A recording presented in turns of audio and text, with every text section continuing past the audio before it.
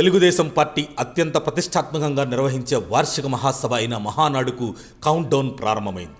ఈ నెల 27 నుంచి 3 రోజుల పాటు జరిగే ఈ మహానాడు ఈసారి ఎంతో ప్రత్యేకంగా నిలవనుంది.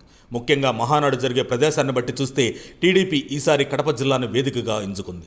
ఇది ఏకంగా వైఎస్ఆర్ కాంగ్రెస్ పార్టీ అధినేత వైఎస్ జగన్మోహన్ రెడ్డికి సొంత జిల్లా. గతంలో ఎప్పుడు టీడీపీ ఇక్కడ మహానాడు నిర్వహించకపోయినప్పటికీ ఈసారి రాజకీయంగా బలమైన సందేశం ఇవ్వాలనే ఉద్దేశంతో కడపను ఎంపిక చేసినట్టు కనిపిస్తోంది.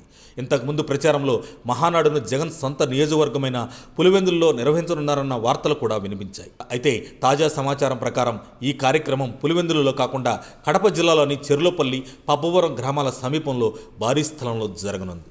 వివిధ ప్రాంతాల నుంచి తరలివచ్చే బహుళ జనం కోసం అందుబాటులో ఉండే రవాణా మార్గాలు ఉండటమే దీనికి ప్రధాన కారణమని టీడీపీ నేతలు చెబుతున్నారు. ఈ నెల 7న భూమి పూజతో అధికారికంగా కార్యక్రమ ఏర్పాట్లు ప్రారంభం కానుండగా మహానాడు ఏర్పాట్లను వేగంగా పూర్తి చేయాలని టీడీపీ నిర్ణయించింది.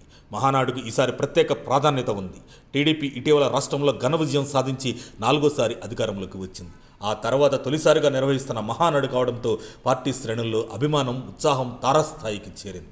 అమరావతి పునర్నిర్మాణ ప్రారంభం, రాష్ట్ర అభివృద్ధికి ప్రణాళికలు మొదలవడం వంటి అనేక శుభ ప్రారంభాల నడుమ ఈ మహాసభ జరుగుతున్నది.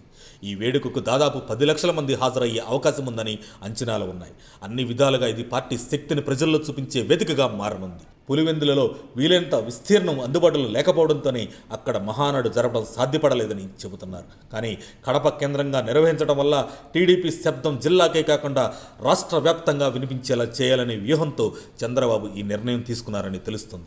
మొత్తానికి కడపలో టీడీపీ మహానాడు ఏపీలో రాజకీయంగా రాబోయే రోజుల్లో ఏ విధమైన ప్రభావం చూపుతుందో వేచి చూడాలి. మరిన్ని అప్డేట్స్ కోసం మా కాయ్ టీవీని సబ్స్క్రైబ్ చేసుకోండి. మా వీడియో కనుక మీకు నచ్చినట్లయితే లైక్ చేయండి, షేర్ చేయండి. మీ విలువైన అభిప్రాయాలను కామెంట్ బాక్స్లో తెలియజేయండి.